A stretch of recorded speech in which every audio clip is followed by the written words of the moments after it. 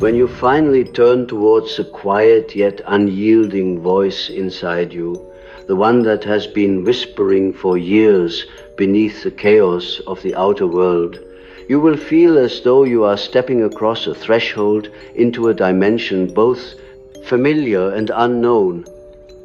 Choosing yourself is not a mere act of selfishness or defiance against others.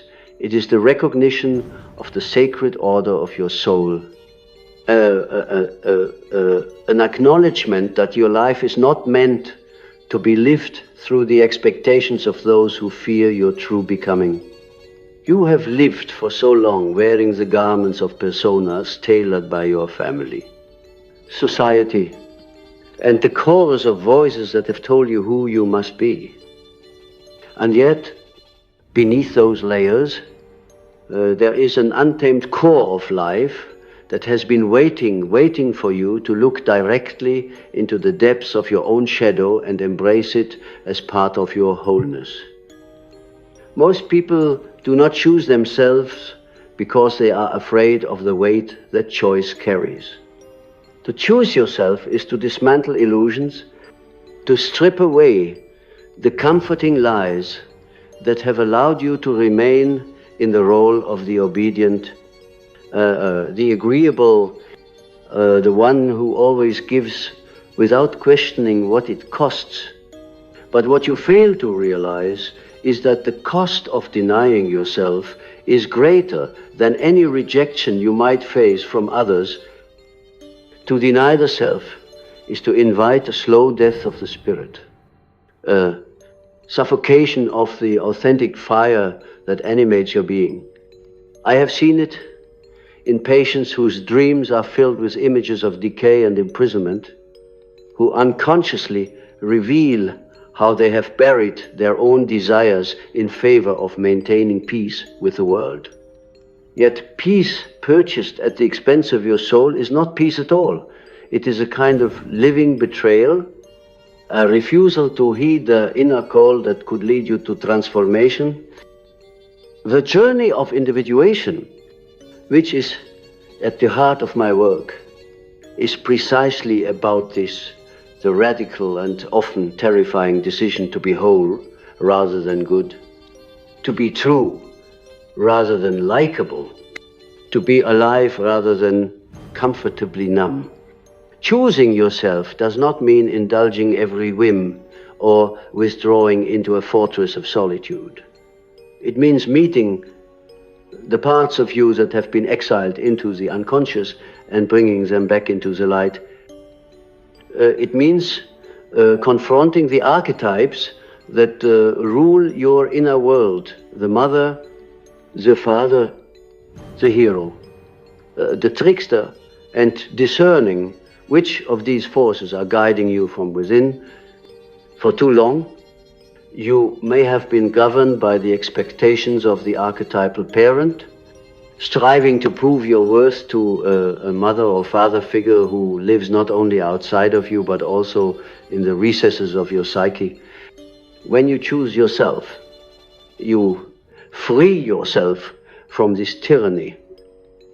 You recognize that your worth was never dependent on their approval. But this recognition does not come without conflict. The unconscious resists change because it clings to patterns it has known for years, even if those patterns have caused you pain. Choosing yourself often feels like a betrayal of the very identities that once kept you safe. You may feel as though you are killing the old self, and in a way, there is a death involved, the death of who you were told to be. And with every death comes a dark night, a descent into the underworld of your own fears. This is why so few dare to take this step. It is easier to remain the reflection of someone else's desires than to stand in the frightening openness of your own freedom. Dreams, I have found, are the purest mirrors of this struggle. A woman dreams of wandering through a crumbling house. Each room filled with echoes of voices that are not her own. She feels a sense of dread, but also curiosity. What lies beyond these rooms? In waking life, she lives according to the wishes of others. But in the dream, the house is collapsing because the structure of her borrowed life is no longer sustainable. The unconscious is urging her to step out, to find a path that is hers alone. To choose herself means to heed the language of the dream, to follow the symbols that rise unbidden from the depths, even when they point to uncertain terrain. There is a profound shift that occurs when this choice is made. Suddenly, you are no longer bound to the invisible contracts you signed as a child, the contracts that said you must always be pleasing, you must never speak too loudly, you must never upset the order of things. These agreements, though unconscious, have shaped your entire life. To break them feels like breaking the laws of nature, but I tell you, these were never divine laws. They were cages built out of fear. And the moment you decide to choose yourself, you hear the bars of that cage bending and snapping until there is only open sky. Choosing yourself is not about rejecting the world, but rather about integrating with it from a place of strength. The collective, as I have observed, often demands conformity. Society prefers a mask, a persona that is predictable and harmless. But the mask is not the soul. The persona is necessary for survival, yes, but it becomes dangerous when it replaces the living essence beneath. I have often warned that the persona, when over-identified with, leads to a shallow existence. One lives for appearances, for social approval, for the fleeting sense of being admired. Yet, when the applause fades, the hollowness remains. It is only when you turn inward, daring to face your own darkness, that you find the fullness that no external validation can give. The shadow will rise in this process, as it always does, for every choice toward authenticity. The shadow emerges with all the repressed parts of you. The anger you were told was unacceptable, the desires that were shamed, the grief you never allowed yourself to feel. These are not enemies to be destroyed. They are fragments of your own being, waiting to be understood and integrated. A man once told me he feared becoming selfish if he chose himself, as if caring for his own soul meant abandoning others. But the truth is that only by knowing and embracing your whole self can you truly serve others. Otherwise, your giving will be contaminated by resentment, your kindness by the secret hope of being recognized.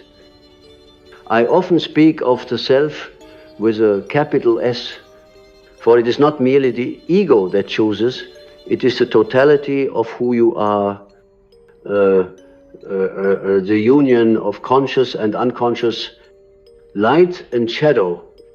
When you align with this self, life begins to feel less like a battlefield of competing expectations and more like a journey of unfolding meaning.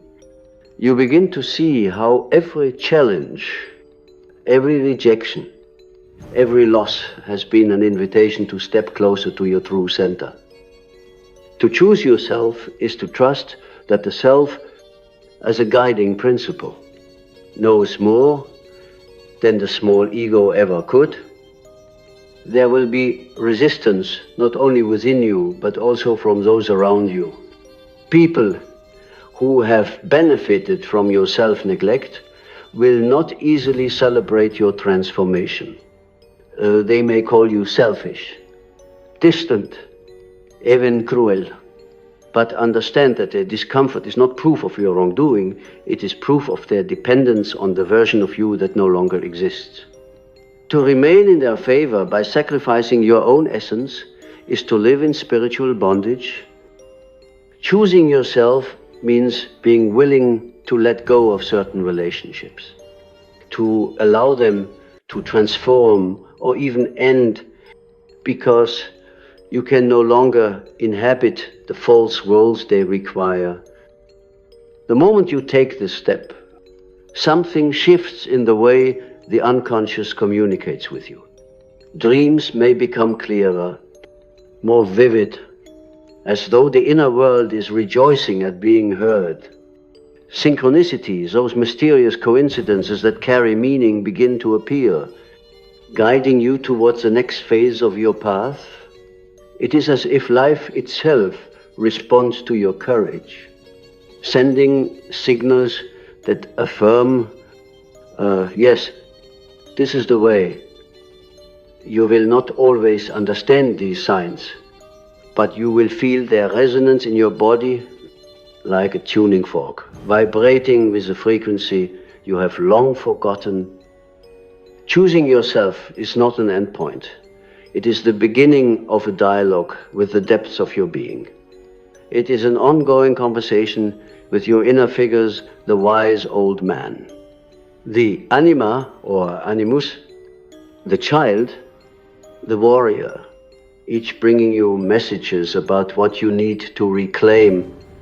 This inner world is as real as the outer one, and until you honor it, you will remain divided, living a life that feels half-lived. But when you choose yourself, when you say yes to the inner call, you begin to walk the path of individuation. And that path leads you not to isolation, but to wholeness.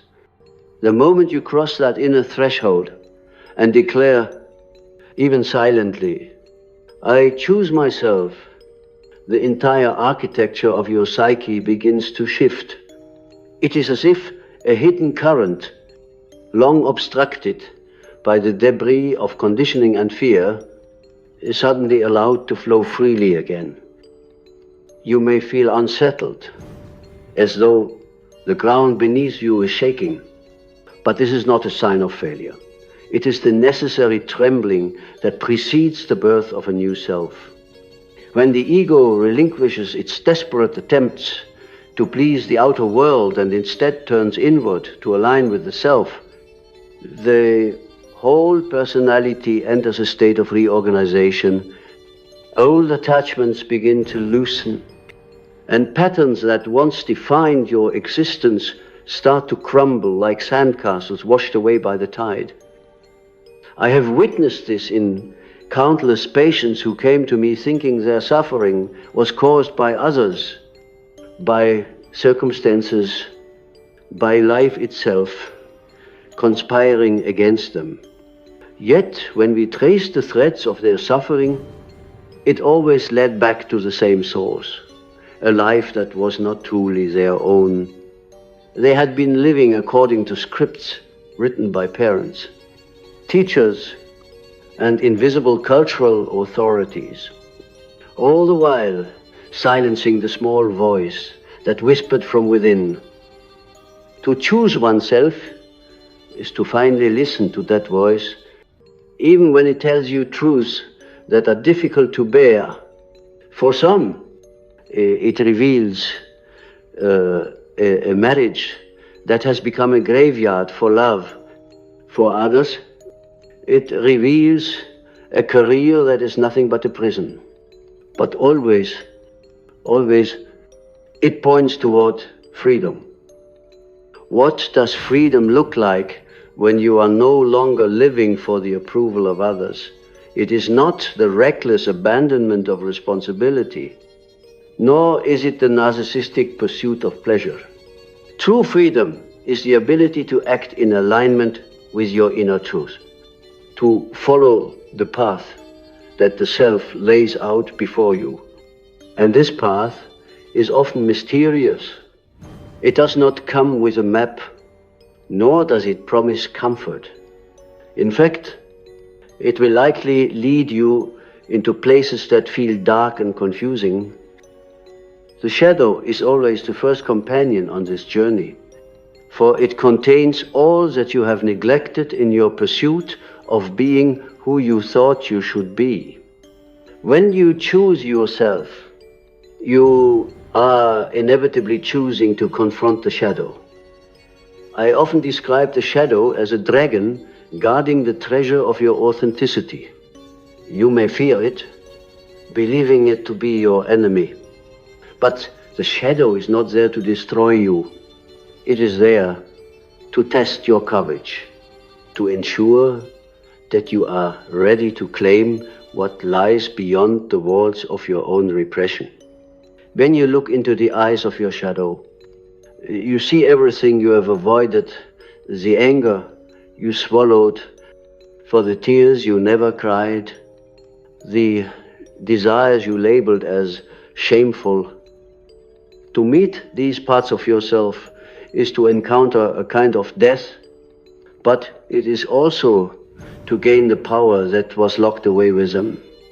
I have seen patients who, after years of denying their own needs, finally allow themselves to express anger. And with that anger comes not destruction, but a newfound vitality, a fire that was missing from their lives. Choosing yourself is also about claiming your own story.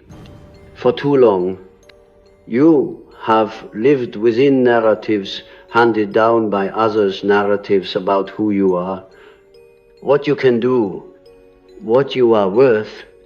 These stories are like old myths etched into the walls of your mind, dictating every move you make. But the moment you choose yourself, you begin to question these myths. Are they true, or are they just the echoes of someone else's fears? Individuation requires the courage to write your own myth, to step into the role of the hero in your own life story. And like all heroes, you will be tested. The world does not readily welcome those who break the mold. In this process, dreams become powerful allies. They speak the language of the soul, weaving symbols that can guide you toward deeper truths. A man once told me of a recurring dream in which he was walking through a dense forest, unable to find his way. Each time he would stumble upon a small hut, and inside he would find a candle burning. It was the only light in the darkness.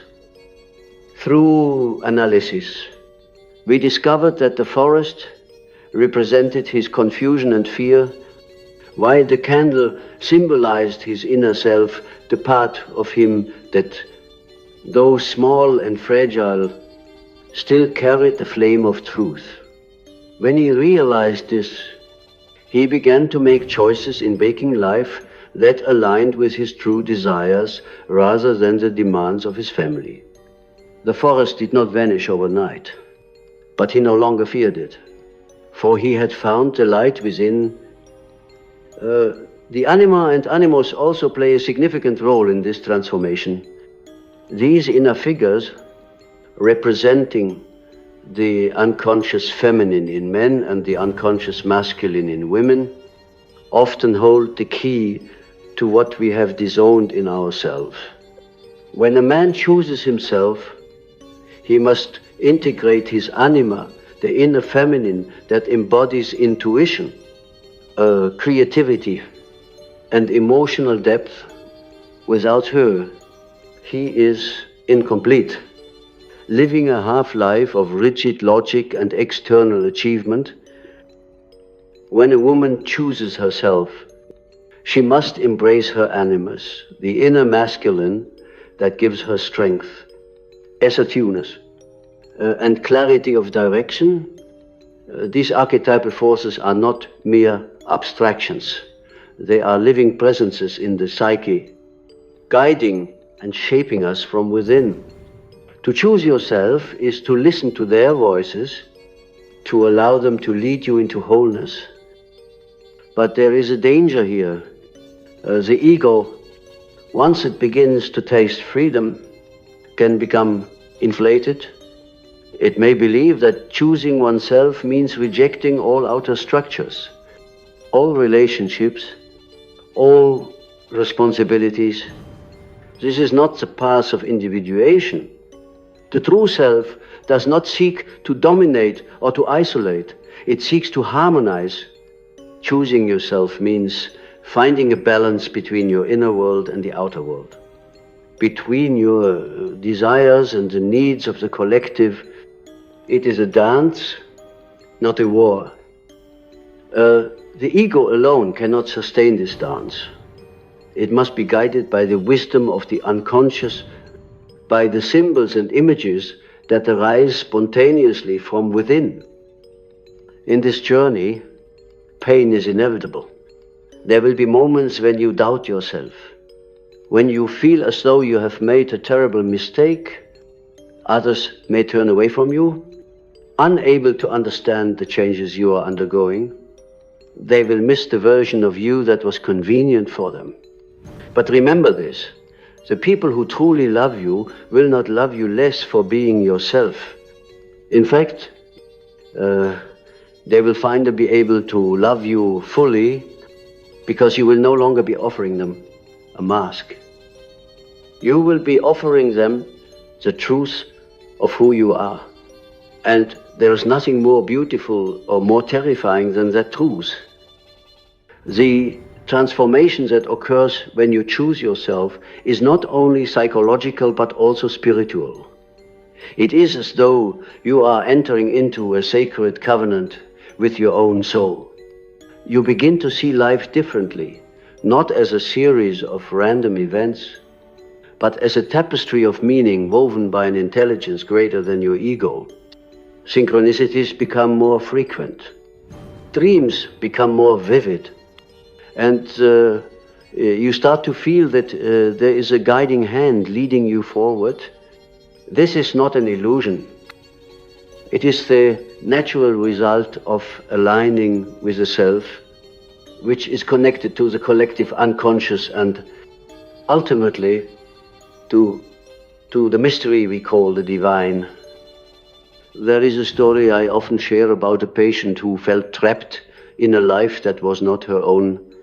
She had spent years caring for others, always putting their needs before her own. When I asked her what she truly wanted, she could not answer. It was as if she had forgotten that her desires even mattered. Through her dreams, we uncovered an image of a bird in a cage, a bird with golden feathers that longed to fly but was too afraid of the open sky. The bird was her soul, waiting to be chosen. When she finally made the decision to choose herself, to honor her own needs and dreams, it was as though that bird took flight. Her life did not become easier overnight, but it became hers. And that made all the difference. Choosing yourself is an act of profound trust. Trust in your own instincts. Trust in the wisdom of your unconscious. Trust that even when the path is unclear, you are moving towards something real and necessary. You may not have all the answers, and you do not need to... The self does not demand that you know everything. It only asks that you listen, that you remain open, that you take the next step with courage. This is where the process of individuation diverges from the common pursuit of happiness. Happiness, as the world defines it, is often shallow, a fleeting feeling tied to external circumstances. But wholeness, which is the true goal of individuation, is deeper than happiness. It is a state of alignment, of being fully yourself, both light and dark, both wounded and healed. When you choose yourself, you are choosing this wholeness. You are choosing to live in truth, even when that truth is uncomfortable. And so, I ask you, what would it mean for you to choose yourself today? What mask would you have to remove? What part of your shadow would you have to embrace? What story would you have to rewrite? These are not easy questions, but they are the questions that matter. For in answering them, you begin to reclaim your life, not the life that others imagined for you, but the life that was always waiting beneath the surface, like a seed buried deep in the soil, waiting for the right moment to break through. When you begin to live from that place of inner truth, the very texture of your experience shifts. Life no longer feels like a relentless series of obligations imposed by unseen hands. Instead, it becomes something organic, alive, pulsating with meaning that unfolds from within you, rather than being dictated by external authorities. This is not to say that responsibilities disappear, rather, they take on a new quality. When you choose yourself, even the tasks that once felt heavy or meaningless can become expressions of your authentic being. You act not out of fear or duty alone, but out of an inner alignment that gives weight and beauty to your actions. This choice is not a single moment, but an ongoing process. It must be renewed again and again, every day.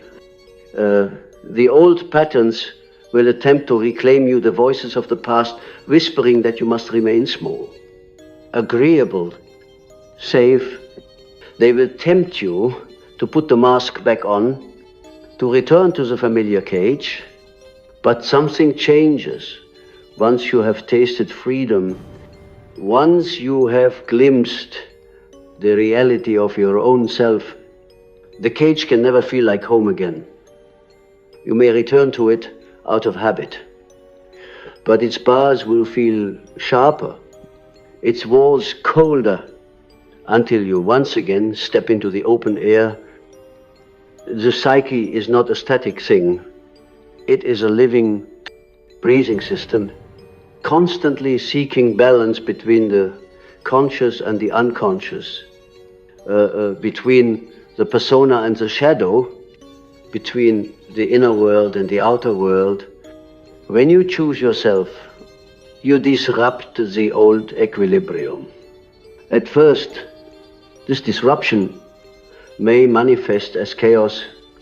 Dreams may become strange and unsettling.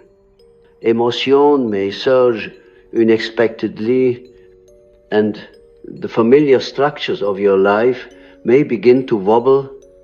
Do not mistake this for failure. It is the natural consequence of shaking off the dead weight of old identities. The psyche is recalibrating, reorienting itself toward wholeness. I often describe individuation as a spiral rather than a straight path. You may feel as though you are revisiting the same challenges again and again, but each time you encounter them from a deeper level, with new insight. Choosing yourself is not about achieving a final, perfected state. It is about entering this spiral willingly, allowing the process to shape and refine you. The ego resists this, craving final answers and clear outcomes. But the self moves in rhythms and patterns that defy linear logic.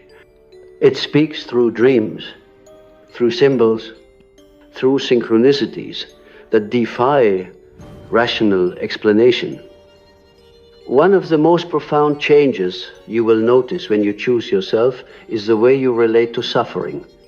Before, suffering may have felt like an enemy to be avoided at all costs.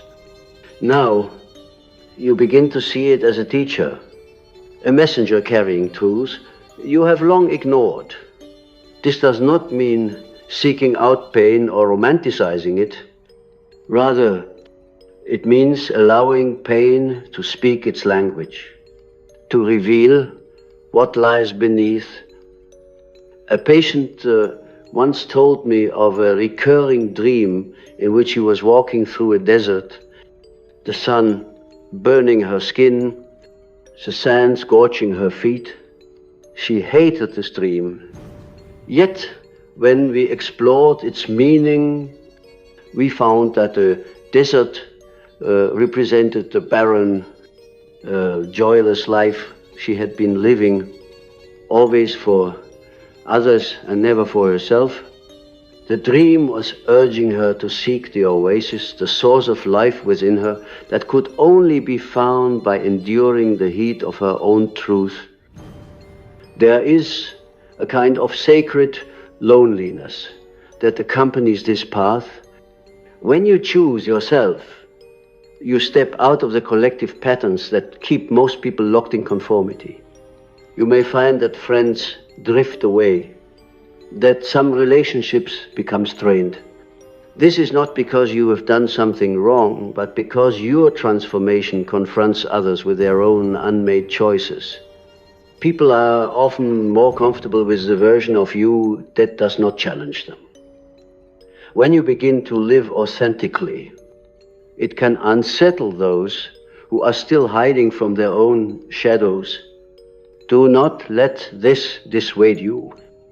Loneliness is often a sign that you are moving closer to your true self, not further from it. Yet, this loneliness is not permanent. In time, as you grow more comfortable in your own skin, you will attract new relationships, people who resonate with your authenticity, who value you for who you truly are, rather than for the roles you play. These connections are deeper, more nourishing, because they are built on truth rather than illusion. But you must first be willing to stand alone, to trust that your worth does not depend on the approval of others. This is one of the greatest tests of choosing yourself. Can you face the silence, the uncertainty, without retreating into the false safety of the mask? The inner child often emerges during this phase, the child you once were, before the world told you who to be. This child carries both your deepest wounds and your purest joys. To choose yourself is to sit with this child, to listen to its fears, its longings, its dreams. Many of the choices we make as adults are shaped by the unresolved pain of this inner child. We seek approval from authority figures because we never felt fully seen or loved by our parents.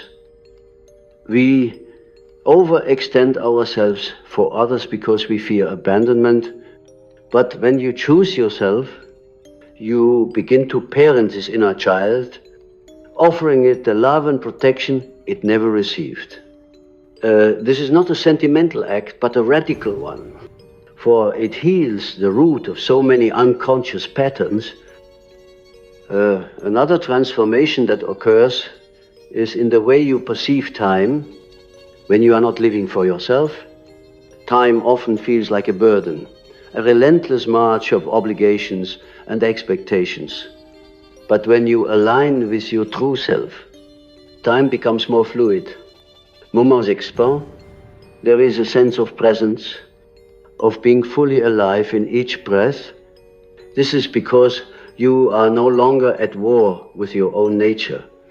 You are not splitting yourself between who you are and who you are pretending to be. The energy that was once wasted on maintaining this false division is now available for living, for creating, for simply being. Your dreams may begin to show you new symbols, new landscapes. The unconscious responds to your choice with a kind of celebration, offering guidance in ways that are subtle yet profound. You may dream of doors opening, of rivers flowing, of birds taking flight.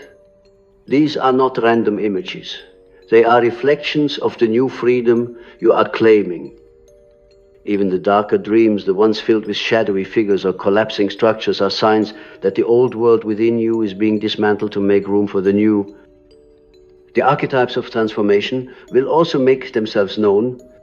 The hero may appear urging you to take bold steps. The sage may whisper wisdom from the depths.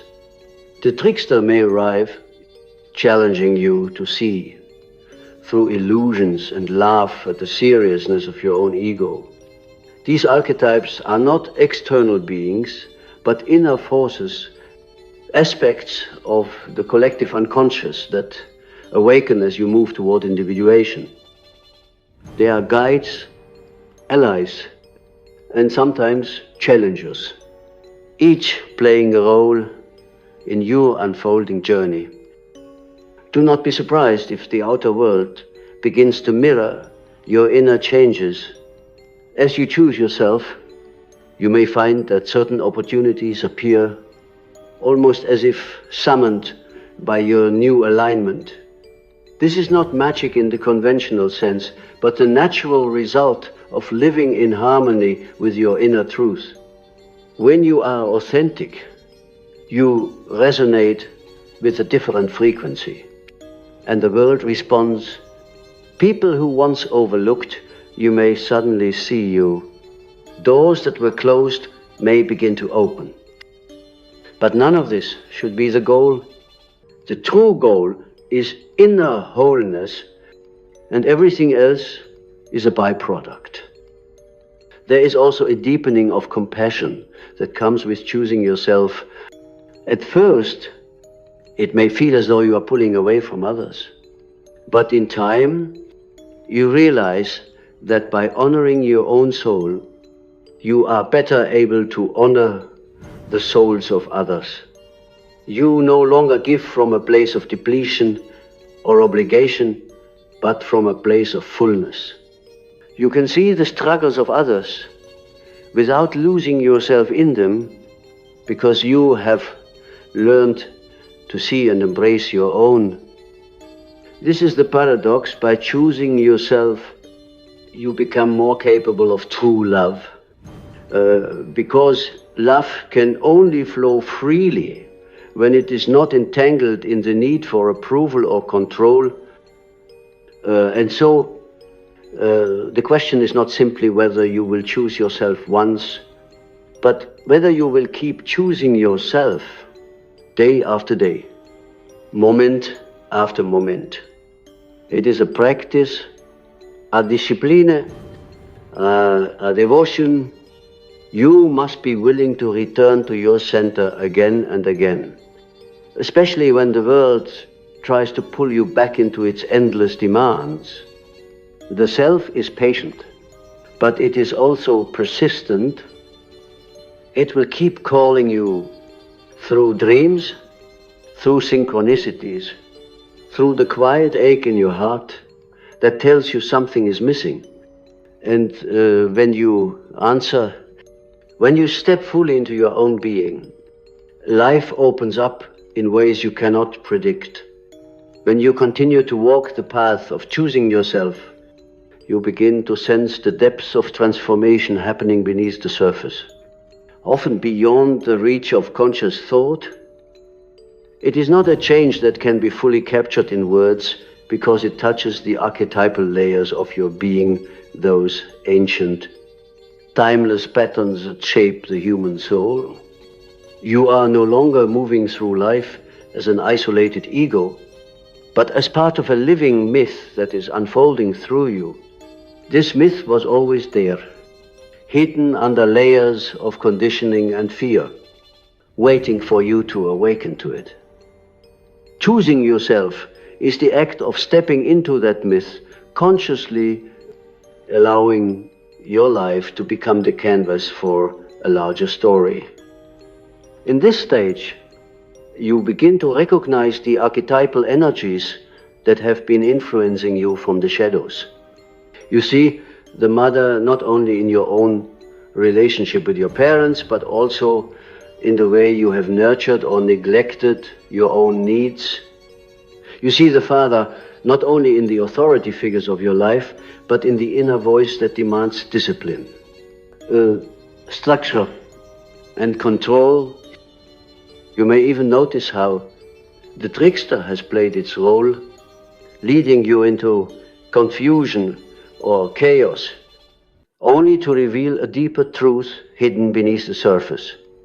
These archetypes are not simply psychological concepts, they are living forces within the collective unconscious. And as you choose yourself, you start to form a dialogue with them. You begin to ask, which of these forces serve my becoming and which are merely remnants of old patterns I need to release? This dialogue is often mediated through dreams. Dreams are the messages of the unconscious, sent in symbols that are as old as humanity itself. When you choose yourself, your dreams shift in tone and clarity. Where there was once confusion, you may begin to see guiding images, a path through a dense forest, a wellspring of water in a desert, a stranger offering you a key. These are not random creations of the mind. They are reflections of the soul's journey toward individuation. To choose yourself is to take these symbols seriously, to ask what they are trying to show you about your life. I have often told my patients that their dreams are like letters from God, full of mystery, but also filled with guidance, if only they have the courage to listen. The unconscious is not only the source of dreams, it is the storehouse of all that you have repressed or denied. When you choose yourself, you awaken the contents of this storehouse. Old wounds surface. Memories long forgotten rise to the surface. This can be overwhelming.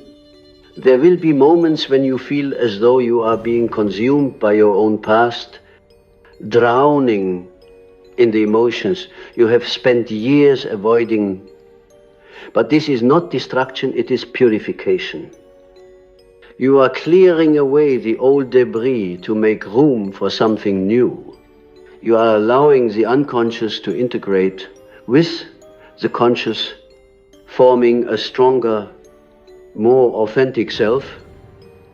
During this process, the concept of the shadow becomes central.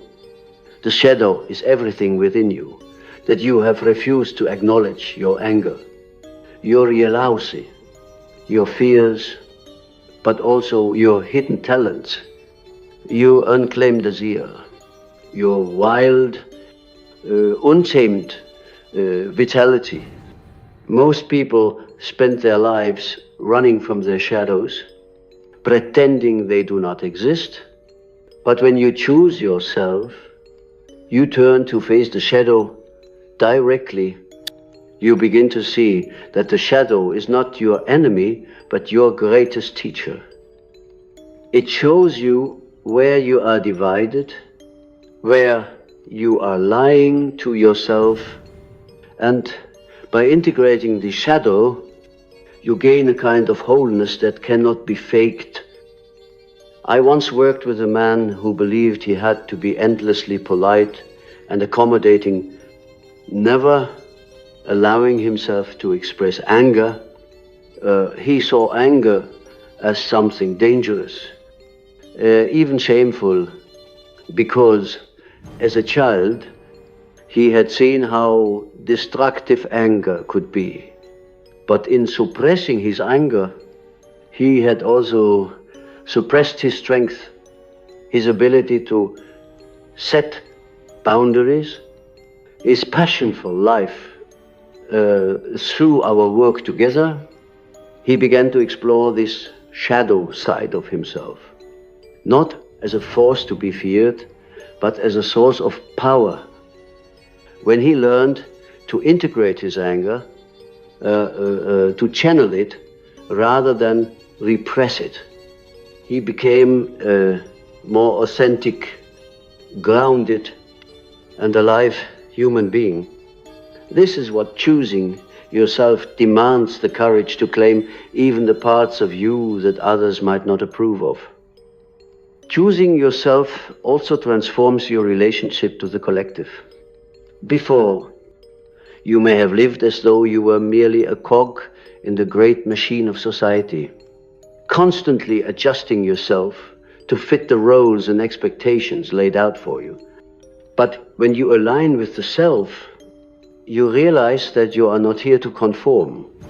You are here to bring something unique, something that only you can offer.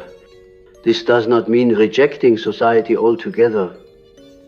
Rather, it means engaging with it from a place of strength and individuality. You are no longer trying to blend in or please everyone. You are here to live your truth, and by doing so, you give others permission to do the same. There is often resistance to this kind of authenticity. The world is not always kind to those who refuse to wear masks. But the beauty of choosing yourself is that you no longer depend on the approval of the world.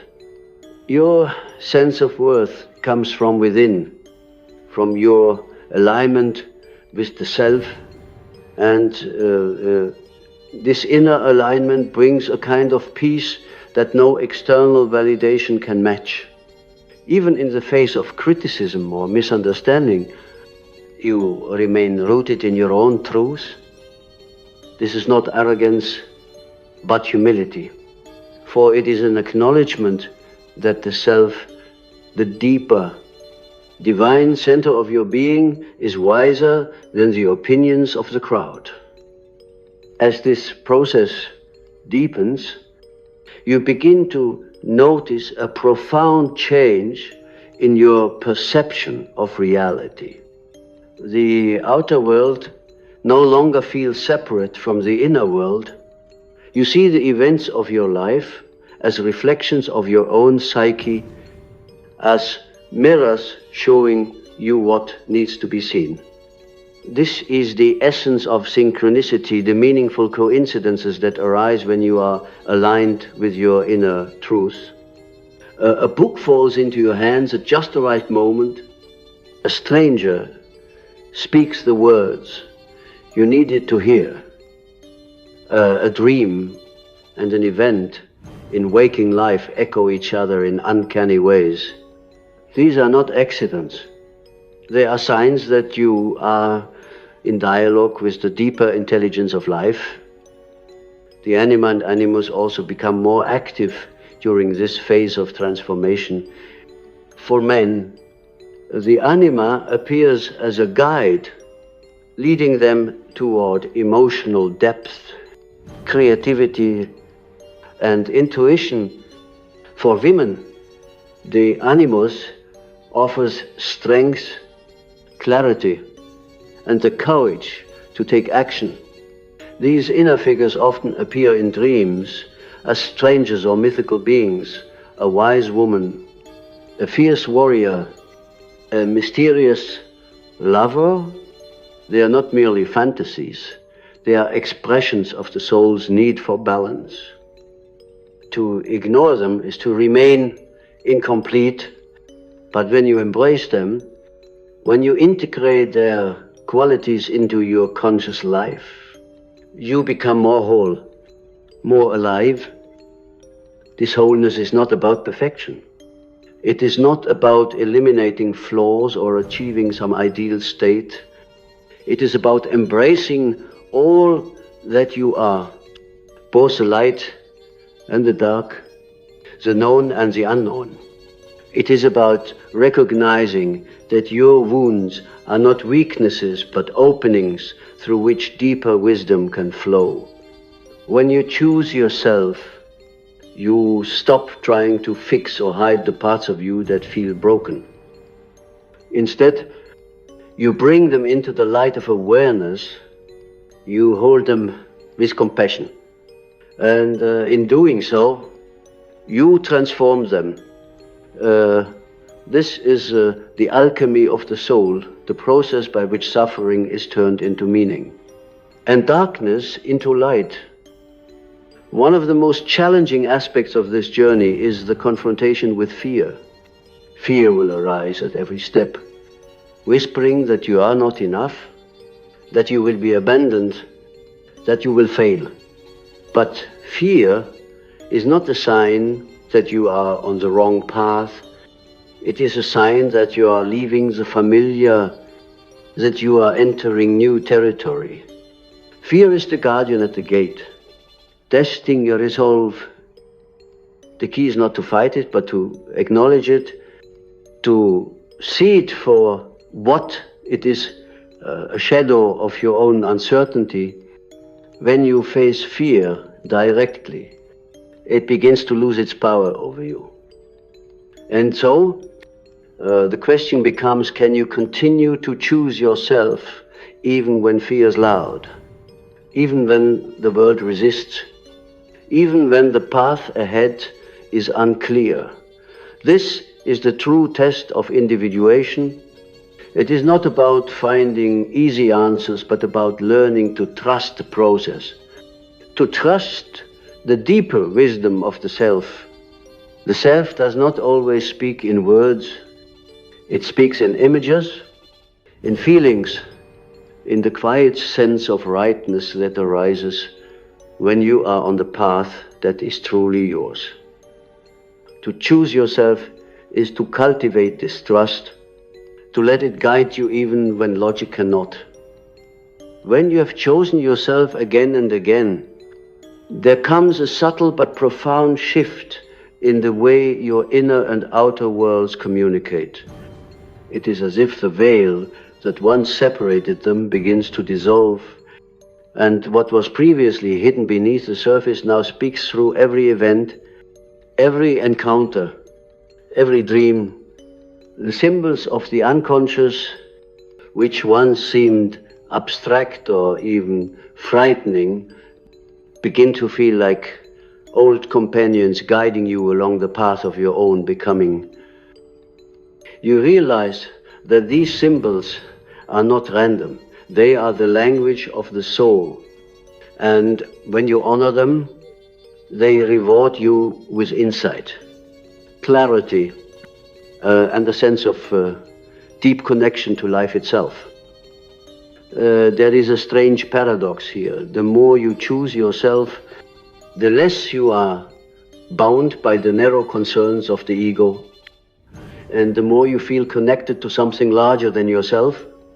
It is as though, by descending into your own depths, you find the thread that links you to the collective soul of humanity. This thread is woven through every dream, every archetype, every story that has ever been told. You begin to see that your personal journey is not just yours, it is part of a much greater tapestry. Your struggles are not isolated. They echo the struggles of countless others who have walked this path of individuation before you. As this awareness grows, your relationship to pain and conflict begins to transform. Instead of seeing them as meaningless obstacles, you start to perceive their purpose.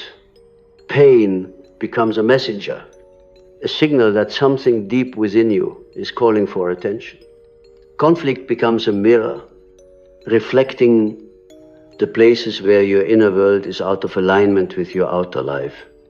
This does not make pain easy or pleasant, but it gives it a kind of sacredness. You understand that each challenge carries within it the seed of transformation, and by facing it rather than avoiding it, you invite that transformation to unfold in dreams. This process is often represented by journeys through dark and unknown places, forests, caves, stormy seas. These are the landscapes of the unconscious, the realms you must traverse to uncover the truth of who you are. I recall working with a woman who dreamt repeatedly of walking through a vast labyrinth. Each time she would try to find her way out, but she would end up back at the center, where a dark figure waited. She feared this figure, believing it to be a threat. But when we explored the dream together, she realized that the dark figure was not there to harm her, but to guide her. It was a part of her shadow, holding the key to her own freedom. By facing it, rather than running from it, she found the exit not from the labyrinth itself, but from the prison of her own self-denial. Choosing yourself means embracing these inner journeys with courage. It means being willing to sit with the discomfort of not knowing, to face the images and emotions that rise from the depths. Many people turn away from this work because it is uncomfortable, even frightening. But I tell you this, nothing is more dangerous than ignoring the call of the soul. When you deny your true self, the unconscious will find other ways to express itself through illness, through addiction, through destructive patterns that seem to arise out of nowhere. But when you choose yourself, when you face the unconscious directly, it becomes an ally rather than an adversary. The shadow, too, begins to shift as you integrate it. At first, it may feel like a dark, chaotic force, filled with all the parts of yourself you would rather not see. But as you bring these parts into the light, you realize that they are not inherently evil or wrong. They are simply aspects of your humanity, anger, desire, grief, longing, each with its own wisdom and power. By embracing them, you become more whole. You stop pretending to be only light, only goodness, and instead embrace the fullness of your being. This wholeness gives you a kind of strength that cannot be shaken by external events, because it is rooted in the deep soil of your own truth. There is an alchemy that occurs in this integration. The very things you once feared or despised about yourself become sources of creativity and vitality. The anger that you once suppressed becomes the fuel for setting healthy boundaries and pursuing your passions. The grief that you avoided becomes a well of compassion for others who suffer. The desires you once denied become guides toward a more authentic and fulfilling life. This is the mystery of transformation. Nothing is wasted. Nothing is truly lost. Even your wounds, once acknowledged, can become the gateways to your greatest strengths. In this process, you begin to see the persona, the mask you wear for the world, for what it truly is. The persona is not inherently bad. It is necessary to navigate society, but when you mistake the persona for your true self, you become trapped in a role that does not fit. Choosing yourself means reclaiming the parts of you that exist beyond the mask. It means allowing yourself to be seen in your rawness, your imperfection, your depth. This is a vulnerable act, but it is also liberating. When you drop the mask, you create the space for genuine connection with yourself, with others, with life. Relationships take on a new dimension when you choose yourself. You are no longer relating from a place of need or fear, but from a place of authenticity. You stop seeking validation from others because you have found it within yourself. This does not mean you become detached or isolated. In fact, it often leads to deeper and more meaningful connections. When you know and accept yourself, you can truly see and accept others. You no longer project your shadow onto them, blaming them for the parts of yourself you refuse to own. Instead, you meet them as equals, as fellow travelers on the path of becoming. One of the most profound changes I have observed in people who choose themselves is the awakening of creativity. Creativity is not limited to art or music or writing. It is the expression of the soul's vitality in any form. When you align with your true self, this creative energy flows more freely. You may find yourself drawn to new forms of expression, or you may bring a new depth and passion to the work you already do. Creativity is a natural byproduct of wholeness because it arises from the union of the conscious and unconscious, the known and the unknown. It is the voice of the self speaking through you. The known and the unknown. It is the voice of the self speaking through you, shaping the world in ways that are uniquely yours. There is also a deepening of spirituality, though not necessarily in the conventional sense. Choosing yourself often awakens a sense of connection to something larger, something sacred. You may not have a name for it, God, the divine, the universe, but you feel its presence in the synchronicities, in the moments of stillness, in the sense of being guided by an unseen hand. This is not about adopting a set of beliefs or doctrines. It is about experiencing directly the mystery that animates life. The self, as I have come to understand it, is both deeply personal and universal.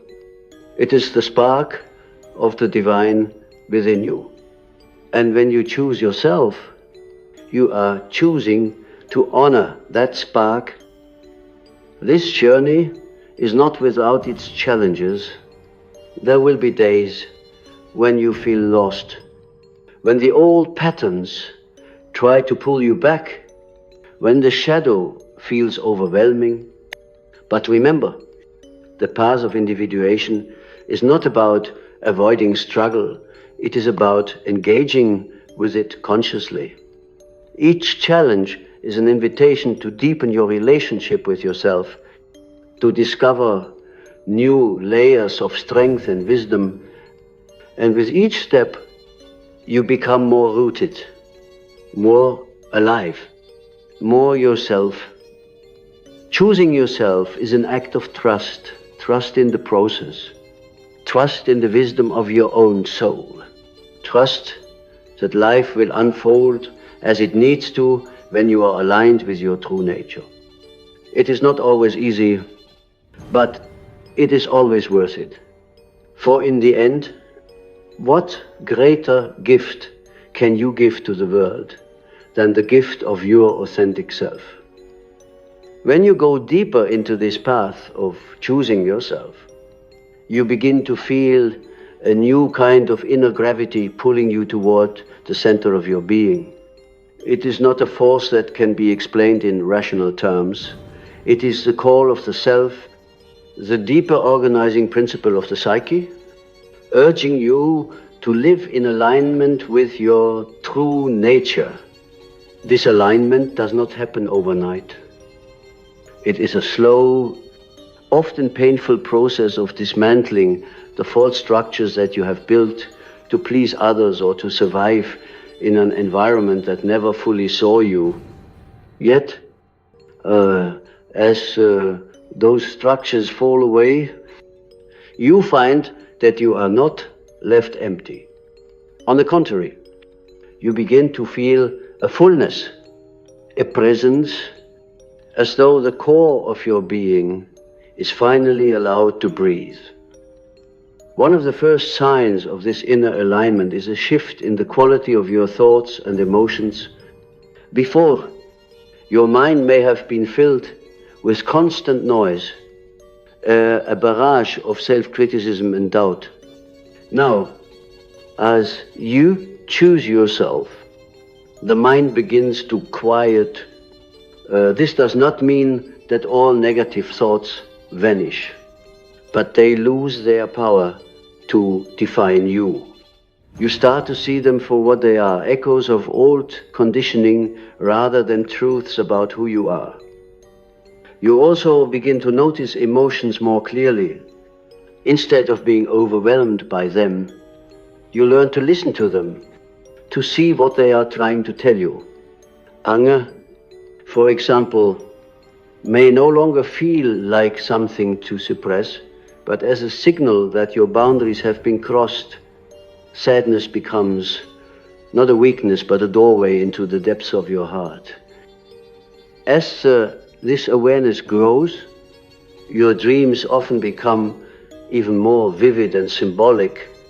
The unconscious, now sensing that you are paying attention, begins to speak more directly.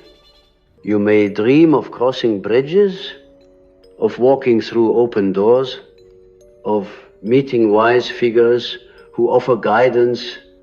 These images are not accidental. They are the psyche's way of preparing you for the next steps of your journey. The unconscious does not waste energy on symbols that have no meaning. Each image, each scenario is like a piece of a puzzle.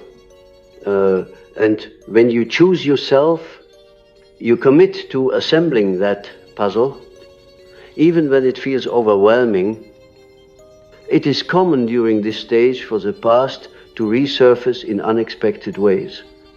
Old memories, long buried, may arise, sometimes through dreams, sometimes through sudden flashes of emotion or intuition. These are not meant to torment you, but to be healed. The psyche is like a great river. When it is dammed, the waters become stagnant. But when you choose yourself, when you allow these old memories to flow into consciousness, the river moves again, carrying with it both the pain and the possibility of renewal. Healing does not mean erasing the past. It means reclaiming the parts of yourself that were lost there, bringing them back into the wholeness of who you are now. The shadow continues to play a central role during this time. As you become more attuned to yourself, you may start to see the shadow not only in your own life, but in the world around you. You begin to recognize how much of society's behavior is driven by collective shadows, fear, greed, the hunger for power. This awareness can be unsettling. You may feel disillusioned or even angry at the state of the world, but this, too, is part of the process. When you choose yourself, you are no longer willing to accept the lies and illusions that keep the collective unconscious asleep. You begin to see through the masks not only of others, but of entire systems. However, this new awareness also brings with it a sense of responsibility. It is not enough to simply see the shadow. You must learn how to engage with it constructively. This means cultivating compassion, not a weak or sentimental compassion, but a deep understanding that everyone carries wounds, everyone struggles with the parts of themselves they cannot face. Choosing yourself does not mean turning your back on others. It means bringing your full, authentic presence into the world so that others might be inspired to do the same. It means leading by example, not by forcing change, but by embodying it. In this stage, the anima and animus often undergo profound transformations. For men, the anima may no longer appear as a distant, idealized figure, but as an integrated part of their own psyche, a wellspring of creativity, intuition, and emotional depth that they can draw upon in their daily lives. For women, the animus may shed its harsh, authoritarian form and become a source of strength, clarity, and confidence. These inner marriages of masculine and feminine energies are essential for wholeness when you choose yourself. You are also choosing to harmonize these inner forces, to let them dance together rather than fight for dominance. Relationships to continue to evolve. Some may fall away, not out of malice, but because they no longer resonate with who you are becoming. Others may deepen, becoming mirrors that reflect not only your strengths, but also your blind spots. It is in the mirror of relationship that we often see the parts of ourselves we cannot see alone. Choosing yourself means being willing to face these reflections without running from them. It means using them as opportunities for growth rather than as excuses for blame or resentment.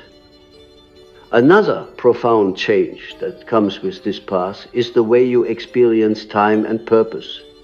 Before, life may have felt like a series of tasks, obligations, and goals set by others, but now there is a sense of flow, as if you are being carried by a deeper current. You may still set goals, but they are no longer driven by fear or the need for approval.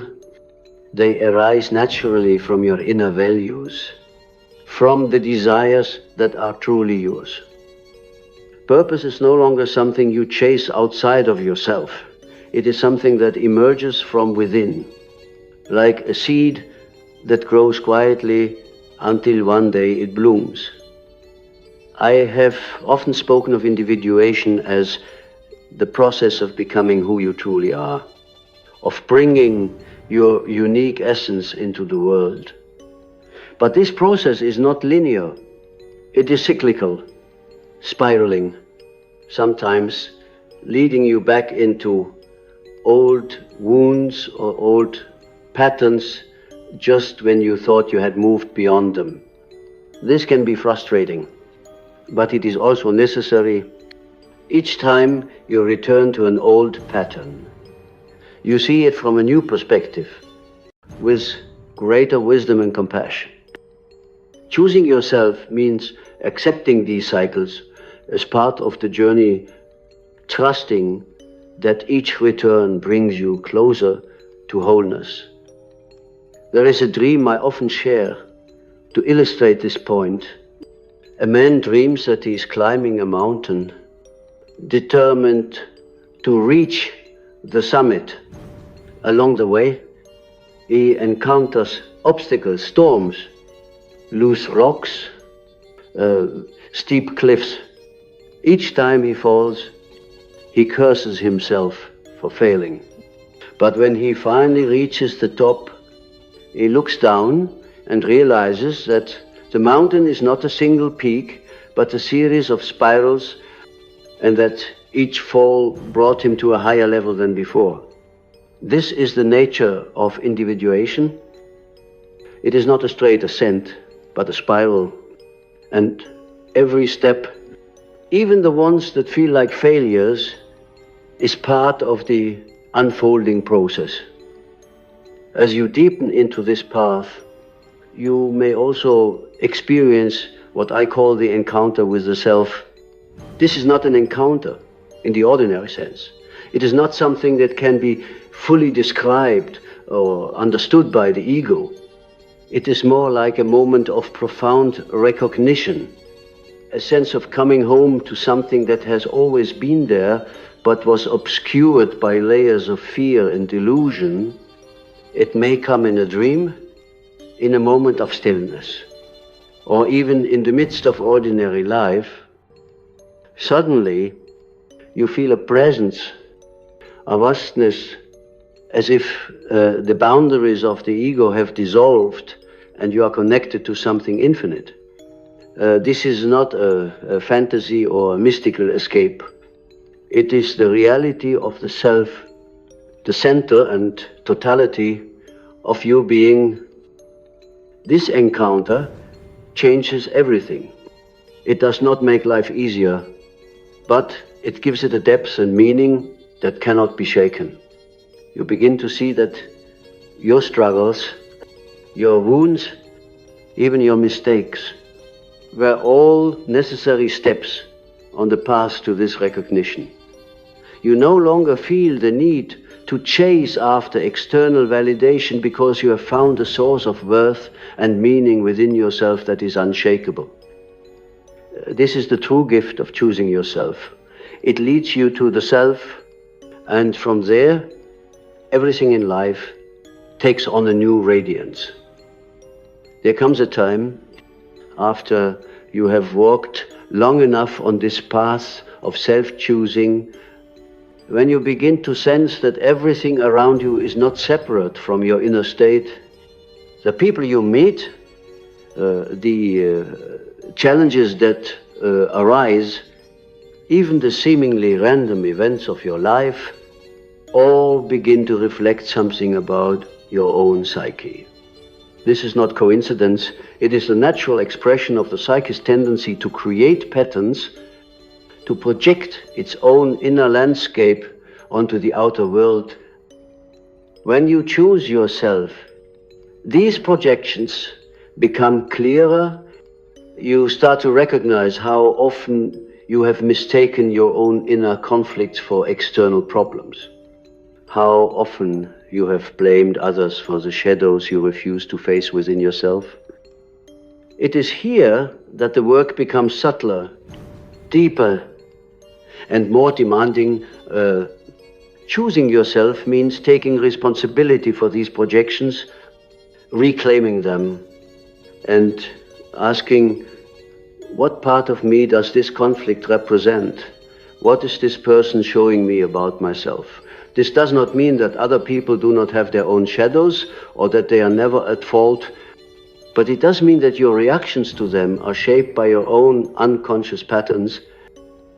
Every judgment, every intense emotional response is a clue pointing towards some hidden part of you.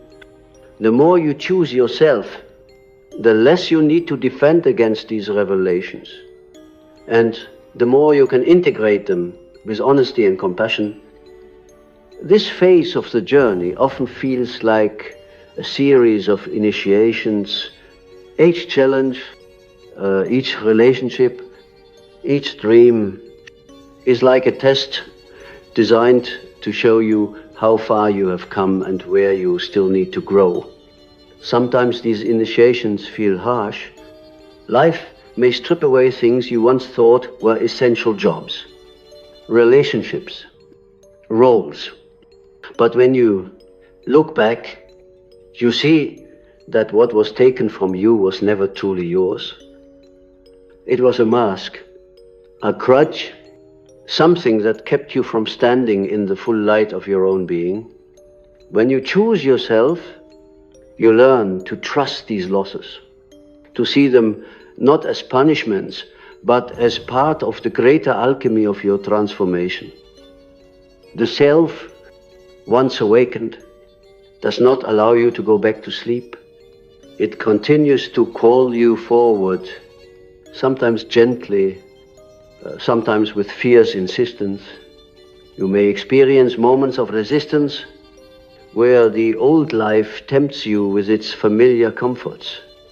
You may even fall back into old patterns for a time. But something inside you has changed irrevocably. You cannot live in the old way without feeling the weight of that falseness pressing against your soul. Choosing yourself becomes not just an act of courage, but a necessity. It is as if your very life force depends on it, and in a way, it does. This is where the energy of the archetypal hero often emerges. The hero is not a figure of brute strength or arrogance, but of inner resolve. The hero knows that the real battles are not fought against external enemies, but against the fears, doubts, and illusions within. When you choose yourself, you become the hero of your own myth. You stop waiting for someone else to save you, because you realize that the savior you were looking for is already within you, waiting to be awakened. In dreams, this heroic energy may appear as a figure who offers guidance or protection, a warrior, a wise elder, a mythical animal. These symbols are not mere fantasies. They are manifestations of the inner resources that you have begun to claim. They remind you that you are not powerless, that you carry within you the strength to face whatever arises. But they also remind you that strength is not about domination or control. True strength, as I have observed, comes from the willingness to be vulnerable, to face the unknown, to walk into the darkness without guarantees. At this stage, you may also encounter what I call the shadow of the self, the temptation to become inflated, to believe that your newfound freedom makes you superior to others. This is a subtle but dangerous trap.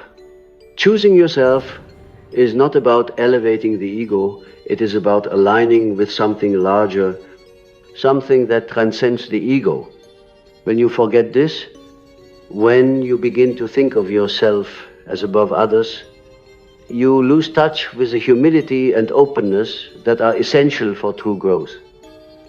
The self does not seek to dominate, it seeks to unify, to integrate, to bring harmony to the fragmented aspects of your being. Another profound shift that happens during this phase is the deepening of your relationship with silence. In the early stages of life, many people fear silence because it confronts them with their own thoughts, their own unresolved emotions. But as you choose yourself, silence becomes a friend, a sanctuary. In silence, you can hear the whispers of the unconscious, the guidance of the self. You can feel the presence of something greater than the ego, what some might call the divine, the source, or simply the mystery of existence. This silence is not empty. It is full of life, full of the potential for insight and renewal. There is also a greater acceptance of paradox.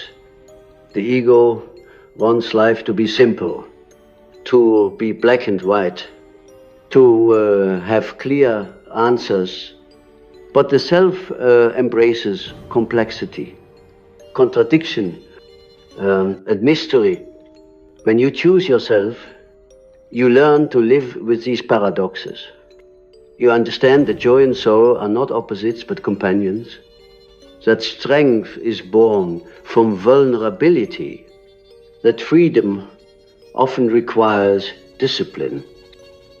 You stop seeking perfection and instead seek wholeness, which includes both light and shadow, both success and failure. This acceptance brings a profound peace, because you no longer need to fight against the natural rhythms of life. The anima and animus continue their dance during this phase, often appearing in new and unexpected forms. For men, The anima may reveal herself not only as a source of creativity, but as a bridge to deeper emotional intimacy. For women, the animus may become not just a force of clarity, but a source of courage and self-determination. These inner figures evolve as you evolve, guiding you into new aspects of yourself that were previously hidden or undeveloped. When they are integrated, they bring balance, allowing you to act with both wisdom and compassion, with both strength and sensitivity. Relationships take on an even deeper significance now because you have chosen yourself. You no longer approach relationships from a place of need or fear. You are able to give and receive love without losing yourself in the process. This does not mean that relationships become effortless. In fact, they may become more challenging because you are no longer willing to play the old roles. But these challenges are opportunities for growth, for discovering new layers of truth about yourself and others. You begin to see relationships not as ends in themselves, but as mirrors and teachers, as sacred spaces where the soul can evolve. There is also a growing sense of service that arises when you choose yourself. At first, this path may feel like it is all about you, your healing, your growth, your freedom. But as you go deeper, you realize that by becoming more whole, you are also becoming more capable of serving others. This service is not about self-sacrifice or martyrdom. It is about sharing your authenticity, your insights, your love in ways that uplift and inspire those around you.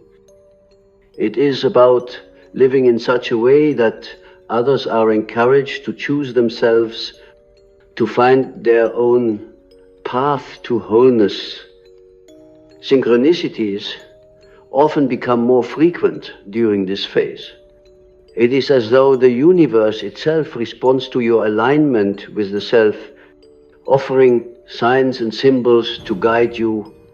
These synchronicities may come in the form of chance encounters, meaningful coincidences, or sudden insights that seem to arise from nowhere. They are reminders that you are not alone, that you are connected to a larger web of meaning and purpose. When you choose yourself, you become more attuned to these subtle signals, and they become a source of guidance and affirmation. You may also find that your relationship with death begins to change. Not just the physical death that awaits all of us, but the many small deaths that occur throughout life, the ending of a relationship, the loss of an identity, the shedding of an old way of being.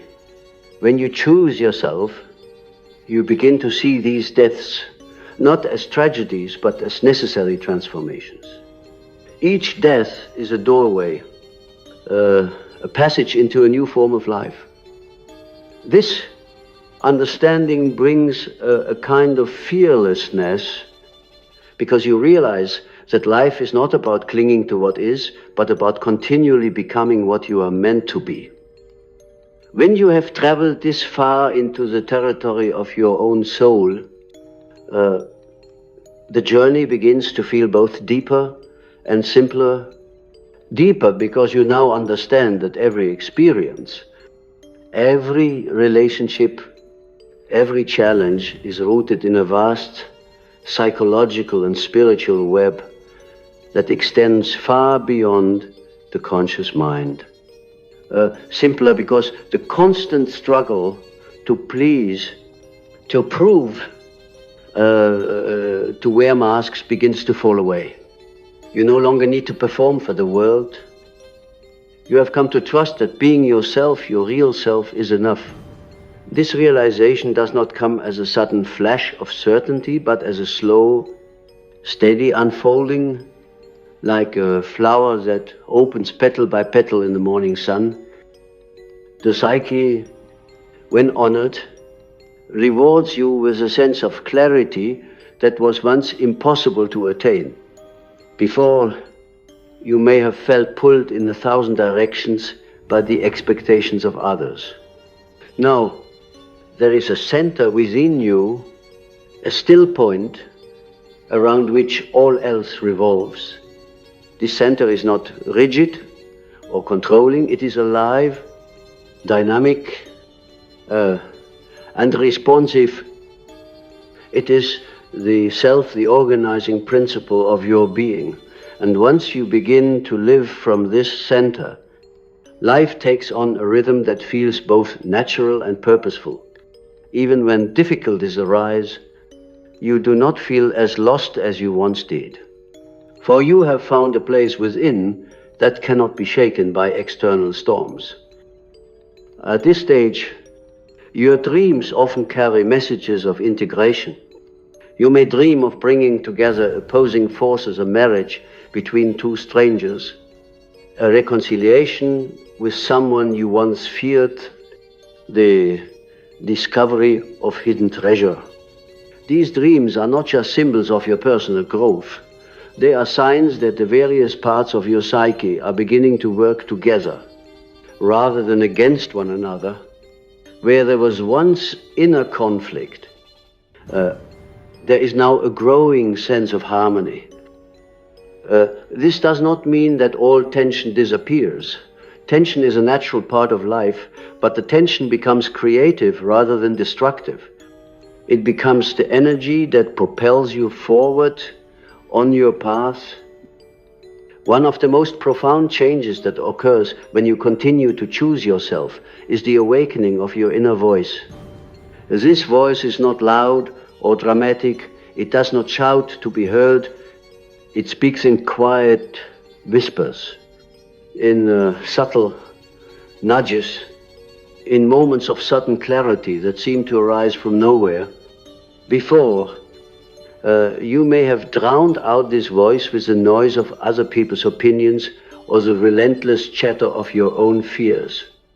But now you recognize it as the voice of the self, the voice of truth.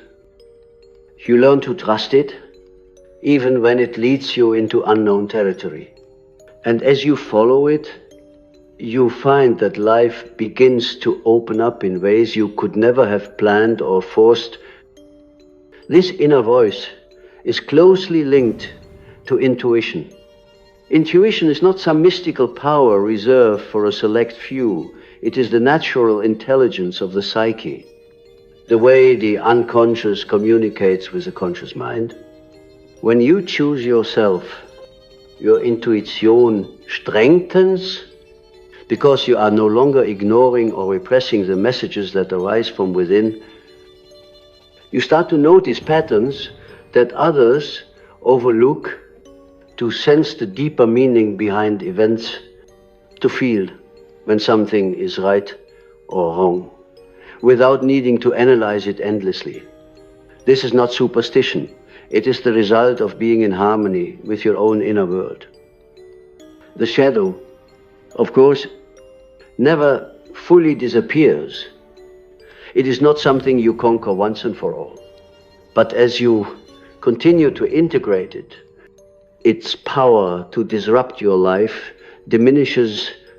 You begin to recognize its presence quickly, to see when you are projecting your own unresolved issues onto others. This self-awareness allows you to take responsibility for your reactions rather than blaming the world for your inner conflicts. The shadow becomes less of an enemy and more of a teacher, constantly showing you where you still have work to do. And because you have chosen yourself, you no longer run from this work. You face it with courage, knowing that each step toward integration brings you closer to wholeness. At this point, there is often a deep healing of the inner child, the child within you who once felt neglected, silenced, or abandoned, begins to feel safe. You have become the parent you always needed, the one who listens, who protects, who nurtures without judgment. This healing is profound, for it frees you from many of the unconscious patterns that have shaped your life.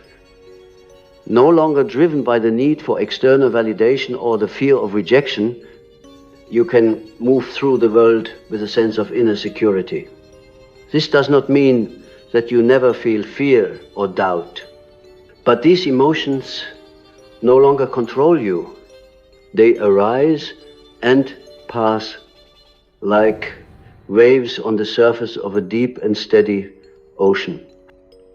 Relationships, as always, are a mirror of this inner transformation. You may find that the people you attract into your life change as you change. Some relationships naturally fall away, not because of anger or resentment, but because they no longer align with the person you are becoming. Others deepen, becoming sources of genuine connection and mutual growth. In these relationships, there is less pretense, less need to play roles. You can show up as you are with your light and your shadow and be met by others who are doing the same. This kind of connection is rare, but when it happens, it is one of the most beautiful gifts of choosing yourself. The archetypes of the wise old man or woman, the sage, and the healer often begin to emerge during this phase. These are not just symbols of knowledge or wisdom, they are aspects of your own psyche that come forward as you integrate the lessons of your journey. You may find yourself drawn to guiding or helping others, not from a place of ego, but from a place of genuine compassion and understanding. You know what it means to walk through darkness. And because of this, you can hold space for others as they navigate their own paths. This is not about rescuing or fixing anyone. It is about being a living example of what is possible when one chooses authenticity over fear. Creativity often blossoms in unexpected ways during this time. It is as though by freeing yourself from the constraints of the false self, you unlock a wellspring of creative energy that was always there but hidden. This creativity may express itself in art, writing, music, or simply in the way you live your life. Every act, no matter how small, becomes an opportunity for expression, for bringing something new and meaningful into the world. Creativity is not limited to the artist or the poet. It is the birthright of every soul that dares to live authentically. Another profound shift that comes with this stage is the way you experience love. Love is no longer about possession or dependency. It is not about filling a void within yourself, because you have already filled that void by choosing yourself. Instead, love becomes an act of recognition, seeing the other as they truly are, beyond masks and projections, and allowing them to see you in the same way. This kind of love is rare and powerful, because it is rooted in truth rather than illusion. It requires courage, because it means being vulnerable, but it also brings a joy and depth that superficial relationships can never provide. There is also a growing sense of timelessness that begins to permeate your life. The frantic rush to achieve, to accumulate, to prove, starts to fade. You begin to see that life is not a race or a competition, but a journey of unfolding. Each moment carries its own significance, its own beauty. You learn to be present, to savor the simple things. A conversation, a sunset, the sound of your own breath. This presence is not forced. It arises naturally when you are no longer caught in the endless chase for approval or success. You realize that you already are enough, that your worth does not depend on anything outside of you. And yet, this awareness does not make you passive. On the contrary, it inspires you to live more fully, to engage with life in ways that are authentic and meaningful. You no longer waste energy on things that do not matter, on roles or obligations that are out of alignment with your soul. Instead, you direct your energy toward what truly resonates, whether that is your work, your relationships, your creative projects, or simply your own inner growth. This is the paradox of choosing yourself by focusing inward. You become more capable of contributing outwardly. Your actions carry a depth and authenticity that touches those around you in ways you may not even realize. This stage of the journey also brings a deepening sense of trust in life itself. You begin to see that everything, even the challenges and losses, has been part of your path toward wholeness. You no longer resist change as fiercely as you once did, because you understand that change is the very essence of life. The old self has died many times along the way, and each death has given birth to something new. This cycle of death and rebirth is not something to fear, but to honor. It is the rhythm of the psyche, the rhythm of the universe itself. As you reach the deeper stages of this journey, you begin to sense that the process of choosing yourself is not a linear act, but a living rhythm, a continual returning to the center of your being. Again and again, no matter how many times life pulls you away, you see that every challenge is not meant to break you, but to call you home to yourself. There is a quiet strength that arises from this understanding, a strength that does not need to shout or dominate, because it is rooted in something far more enduring than the fragile approval of the world. It is the strength of authenticity, the strength of a soul that is no longer willing to be divided against itself. In this phase, you start to perceive your life story differently. What once felt like random pain or senseless hardship begins to reveal its deeper pattern.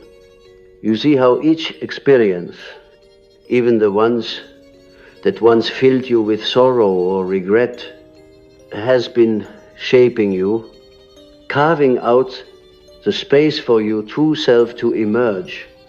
You realize that your wounds have not made you weak, but have been the very portals through which you have found depth, compassion, and wisdom when you choose yourself. So you stop running from your past and start weaving it into the fabric of who you are. You stop saying, "This should not have happened," and begin to ask, "What does this experience ask me to become?" The psyche, at this point, often sends dreams of union, of wholeness. You may dream of a marriage, not with another person, but with a mysterious figure who represents your own inner completeness. You may dream of golden light, of circles, of mandala symbols that point to the self. These dreams are not to be taken lightly. They are signs that you are entering into a deeper relationship with your own being. That the split between the conscious and unconscious is beginning to heal. The mandala, in particular, is a symbol of this inner harmony. It is a circle that contains all opposites, all contradictions, all parts of the self in perfect balance. When the psyche shows you this image, it is saying you are moving towards the center, toward the totality of who you are. Yet, even as you approach this sense of wholeness, the shadow will continue to appear. Wholeness does not mean that the shadow disappears. Rather, it means that you have learned to live in relationship with it. You no longer fear it or try to suppress it, but you also do not allow it to control you. The shadow becomes like a companion, one that you acknowledge and learn from, rather than an enemy you must defeat. This is a subtle but profound shift. It allows you to live with a kind of freedom that few ever experience, because you are no longer at war with yourself. Choosing yourself at this depth also changes how you see others. You begin to recognize that everyone is on their own journey of individuation. Whether they know it or not, you see their masks, their defenses, their projections, but you also see the soul beneath all of that, the part of them that longs to be free, just as you once did. This does not mean that you tolerate harmful behavior or allow others to overstep your boundaries. On the contrary, your boundaries become clearer and stronger because you now understand that true compassion requires self-respect. But you can hold others in their humanity, even when they are lost in their own shadows, because you have come to understand the power of forgiveness, both for yourself and for them. Forgiveness is not about excusing harm or pretending that pain did not happen. It is about releasing the grip that resentment has on your soul. When you forgive, you are not saying that what happened was right. You are saying, I will no longer let this wound define me. Choosing yourself often involves this act of release. You cannot step fully into your own power while carrying the weight of old bitterness or blame. Forgiveness frees not only the one who hurt you, but more importantly, it frees you. The archetype of the wise old man or wise old woman often becomes more pronounced at this stage. This figure represents the inner guide, the deep knowing that resides within the psyche. It may appear in dreams as a teacher, a healer, or even as a simple, humble figure who offers you a key or a piece of wisdom. This archetype is not separate from you. It is an expression of the self. It is the part of you that has always known the way, even when your conscious mind was lost in confusion. When you choose yourself, you learn to trust this inner guide, to consult it. When life's path seems unclear, you may also experience what I call a second birth. The first birth is physical, into the world of form and identity. The second birth is psychological and spiritual, into the world of wholeness and meaning. It is as though you are born again, but this time not into someone else's expectations or roles. You are born into yourself. This second birth is not always easy. It often comes with labor pains, with the breaking down of everything you thought you knew. But once it happens, you cannot go back. You see the world with new eyes, eyes that perceive not just the surface of things, but the deeper currents that flow beneath. There is a profound peace that begins to settle into your being during this time. It is not the peace of a life without conflict or challenge. Such a life does not exist. It is the peace of alignment, of knowing that you are living in harmony with your own soul. This peace is not dependent on external circumstances.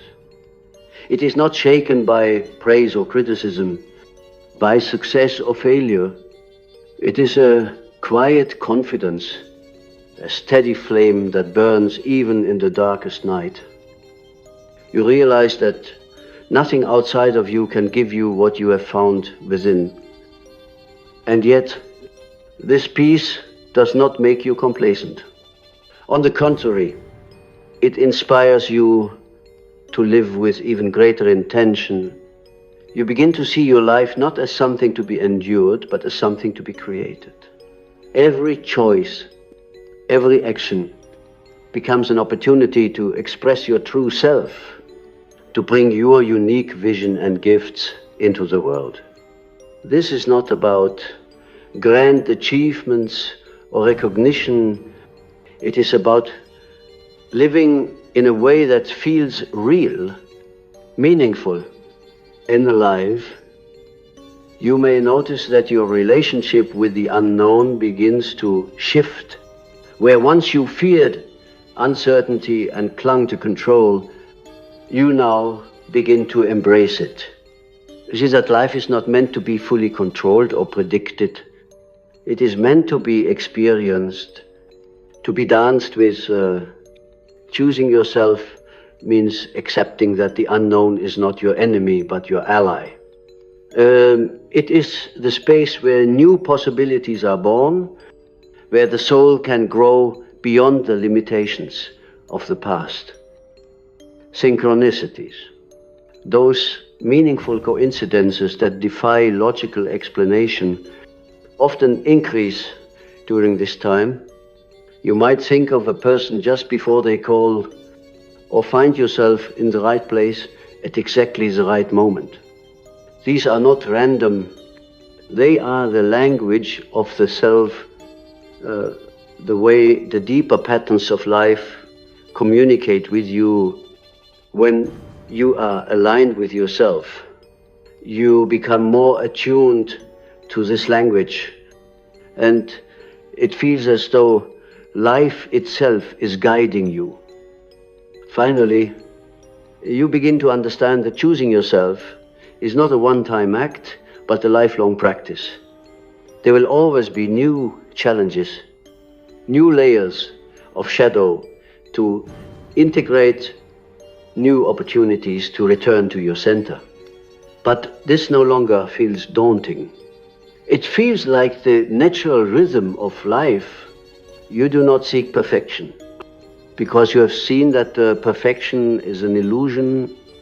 You seek authenticity, wholeness, presence, and with each step on this path, you become more of who you truly are. There is a quiet revelation that emerges when you have traveled this far on the path of self-choosing. You recognize that what you were seeking all along was not something outside of you, but something that has always lived within. The search for approval, the endless striving for recognition, the attempts to conform and belong, all of these were shadows of a deeper longing to come home to yourself. And now, having chosen yourself, you begin to feel that homecoming in every cell of your being. It is not loud or dramatic. It does not arrive with fanfare or applause. It is simply the feeling of being at peace with who you are, of knowing that you are enough just as you are, without the need to prove or perform. At this stage, in the inner voice, The voice of the self becomes clearer, more trustworthy. It no longer speaks in whispers you can barely hear, but in a steady, guiding tone that anchors you even when life's outer world is uncertain. This voice is not concerned with the ego's ambitions or the world's fleeting standards of success. It is concerned with your growth, with your wholeness, with your alignment with the deeper patterns of life. When you listen to it, you find that your choices, even when difficult, bring a sense of rightness, of resonance. It is as if every step you take is supported by an invisible but powerful current. You begin to see that the outer world is a reflection of your inner state. When you are fragmented, the world feels chaotic, full of obstacles and adversaries. But when you are whole, the world seems to meet you with harmony, even when challenges arise. This is not because life becomes perfect or free of pain. Pain will always exist, but it no longer feels meaningless. You begin to perceive the deeper order within the apparent chaos. You see how even the most difficult experiences can carry profound lessons and opportunities for transformation. This perspective does not erase suffering, but it transforms your relationship to it. You no longer see yourself as a victim of life's circumstances, but as an active participant in the unfolding of your own story. The dreams that arise during this final phase often carry images of integration and transcendence. You may dream of climbing a mountain and reaching a place where you can see the entire landscape of your life spread out before you. You may dream of a temple, a sacred place, where all the fragments of your past are brought together and transformed. These dreams are not just symbols, they are messages from the deepest part of your being, affirming that you are moving toward the fullness of who you are meant to be. Relationships also shift into a new dimension, because you are no longer dependent on others for your sense of worth. You can engage with them from a place of freedom rather than need. This allows for deeper, more authentic connections. You are no longer seeking to fill a void within yourself through others. Instead, you are able to share the fullness of who you are. Love, in this sense, becomes not a transaction but a gift, something freely given, without expectation of return. And because you no longer cling to relationships out of fear of being alone, you can also let go of those that no longer serve your growth without anger or bitterness. You understand that each relationship, no matter how brief or challenging, has been a teacher guiding you closer to yourself. The integration of the anima and animus often reaches a kind of harmony in this stage. For men, this means that the inner feminine, the anima, is no longer projected onto women in a way that distorts or idealizes them. Instead, it is recognized as an inner source of creativity, intuition, and emotional richness. For women, the animus is no longer experienced as a harsh inner critic or a source of rigid expectations, but as a supportive force that provides clarity, direction, and strength. This inner marriage of masculine and feminine energies brings a profound sense of balance. It allows you to navigate the world with both courage and compassion, with both focus and openness. The shadow, while never fully gone, becomes a familiar companion rather than a lurking threat. You recognize its patterns quickly, and instead of rejecting or fighting it, if you listen to it, you ask, what are you trying to show me? This openness allows you to learn from the shadow without being consumed by it. It is a lifelong relationship because the shadow is part of the human condition, but it no longer feels like an enemy.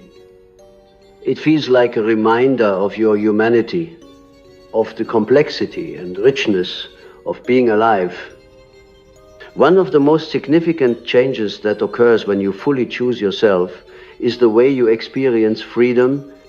Before, freedom may have seemed like the absence of constraints, the ability to do whatever you wanted. But now you see that true freedom is not about external circumstances, it is about inner alignment. You are free not because life is without challenges, but because you are no longer imprisoned by the false selves and roles that once defined you. You can engage with the world without losing yourself because you know who you are beneath all of it. This freedom brings with it a sense of lightness, a joy that is not dependent on external conditions. There is also a greater sense of purpose that emerges. Purpose is no longer about grand achievements or external validation. It is about living in alignment with your soul, about expressing your unique essence in whatever ways feel true to you. This might mean creating, teaching, healing, or simply being fully present in your daily life.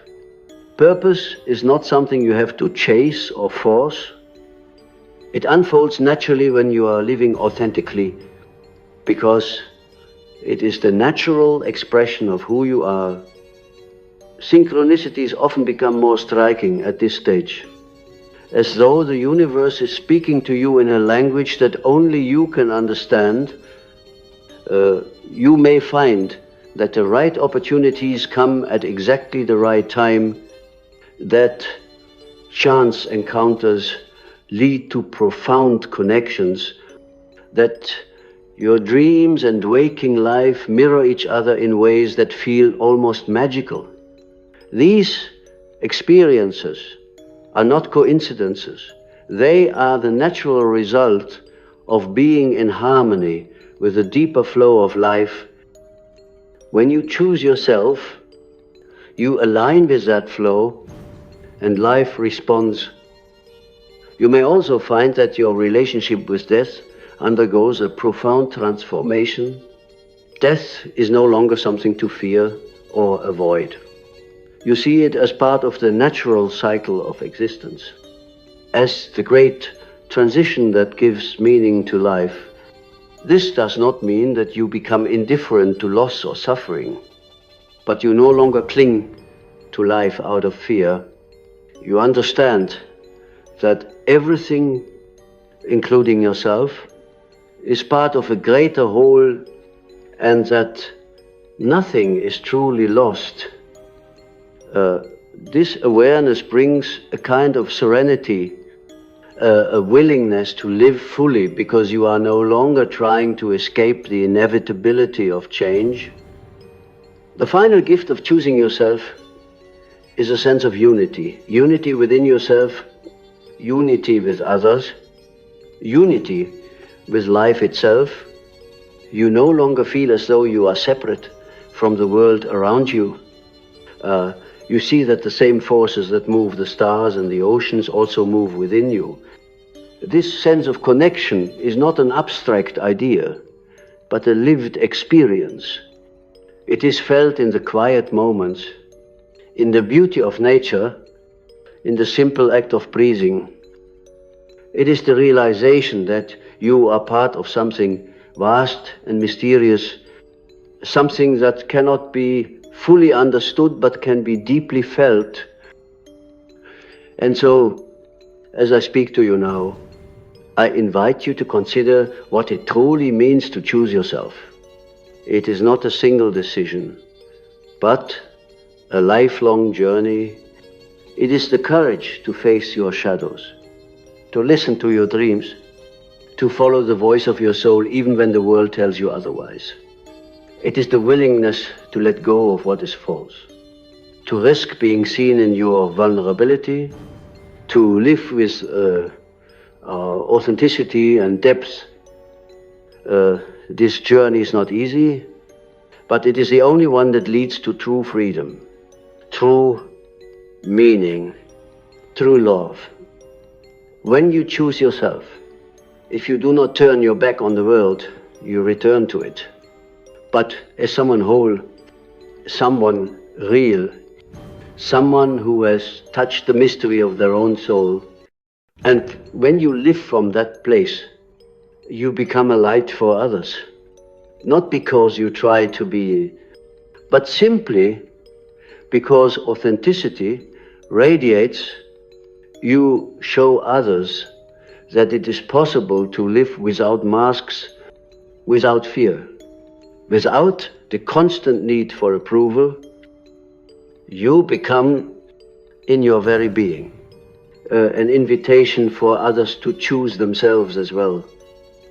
This is the revelation that Carl Jung would offer you, that the journey to yourself is a journey to the self. And that the self is both deeply personal and universal. It is the bridge between the individual and the collective, between the conscious and the unconscious, between the human and the divine. To choose yourself is to step onto